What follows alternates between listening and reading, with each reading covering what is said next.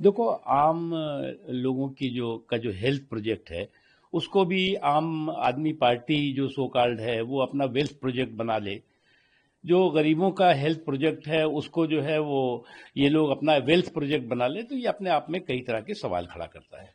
और इस तरह के करप्शन के करतूती कारीगरों के खिलाफ कानूनी कार्रवाई हो रही है। इसमें जो है वो शोर मचाने की क्या जरूरत है, क्योंकि आपने जो है जो गरीबों का, कमजोर तबकों का, आम लोगों का हेल्थ प्रोजेक्ट है, उसके साथ आपने छल किया है।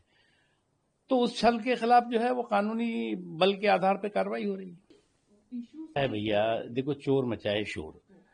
अब वास्तविक स्थिति यह है कि जो दूध का दूध और पानी का पानी सामने आ रहा है।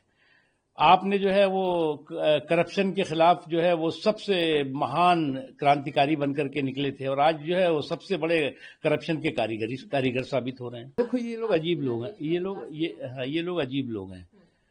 चोट जो है वो करप्शन पे लगेगी, चीख जो है वो कांग्रेस और उसके कुनबे की निकलेगी। अगर चोट जो है वो करप्शन पे लग रही है, तो चीख जो है वो कांग्रेस और उसके कुनबे की क्यों निकल रही है?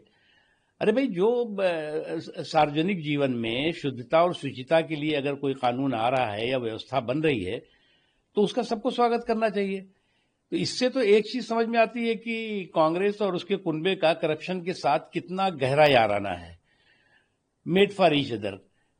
तो इसलिए जो है वो इस पे जो है कानून नहीं बनना चाहिए, इस पे कार्रवाई नहीं होनी चाहिए, इस पे जो है वो जेपीसी पे हम बाइकआउट करेंगे, इसका जो है वो हम विरोध करेंगे। ये सारी चीजें जो है वो इनको एक्सपोज कर रही है। देखो, ऐसा है कि प्रॉब्लम जो है वो इलेक्शन कमीशन नहीं है इनके लिए, बल्कि जो है वो डिफीट का डिप्रेशन है। और अगर जिस पार्टी और जिस पार्टी के नेताओं के लिए जो है वो प्रॉब्लम जो है वो इलेक्शन कमीशन ना हो, बल्कि डिफीट का डिप्रेशन हो, तो इसलिए वो अलग अलग बहाने करेंगे। और इस तरह के पैराशूटी पॉलिटिकल जो प्राणी हैं, उनको ये बात समझ में नहीं आ रही है कि वो चुनाव जमीन पे लड़ने के बजाय चुनाव आयोग से भिड़ने में लगे हुए हैं।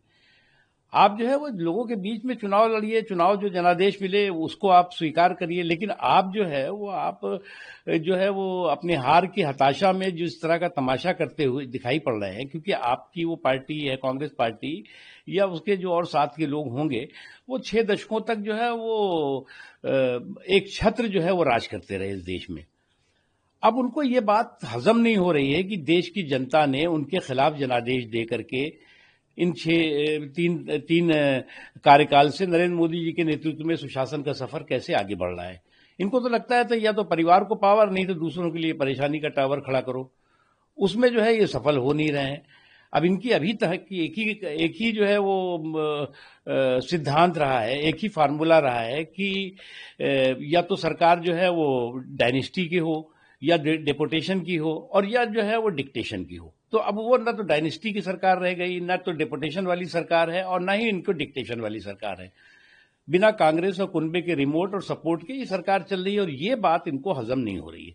इनको तो लगता है कि जो है वो सत्ता हमारा जन्म सिद्ध अधिकार है, हम सत्ता का चम्मच लेकर के पैदा हुए हैं, इसीलिए इस तरह के पैराशूट पॉलिटिकल प्राणी जो है वो अपना पराक्रम दिखा रहे हैं। देखिए, एक चीज आप देखिए कि अगर आप 2014 के बाद से देखें, तो प्राथमिकता के आधार पर आत्मनिर्भर भारत, वोकल फॉर लोकल, ये तमाम चीजें जो हैं वो प्रधानमंत्री मोदी जी ने और सरकार ने उसको प्राथमिकता दी और लोगों में जागरूकता पैदा की। लेकिन उससे भी महत्वपूर्ण है ये, अगर आप पूरा के पूरा काल देखें जो है वो 11-12 सालों का, तो पूरी दुनिया में संकट और कंटक का दौर चला है। पूरी दुनिया में जो है वो आर्थिक मंदी और तंगी का दौर चला है। उन तमाम आर्थिक संकटों, कंटकों, मंदी और तंगी को पछाड़ते हुए मोदी जी के नेतृत्व वाली सरकार हमारे देश की अर्थव्यवस्था को स्टेबल भी रखा उसने, और कैपेबल भी रखा। और उसके साथ ही साथ दुनिया में जब तमाम तरह की जो है जरूरी चीजों की किल्लत हो रही थी, तो हमारे देश में किसी तरह की किल्लत नहीं होनी पाई। चाहे कोविड का टाइम रहा हो, चाहे दुनिया में युद्ध का टाइम रहा हो, तमाम और भी समस्याएं रही हो, आर्थिक जो है वो मंदी और तंगी का समय रहा हो। इसलिए जो है वो देश सुरक्षित हाथों में है, देश मजबूत हाथों में है, और देश जो है वो तमाम तरह के जो इस तरह के चुनौतियां हैं उस पर विजय पाकर के आगे बढ़ता रहेगा।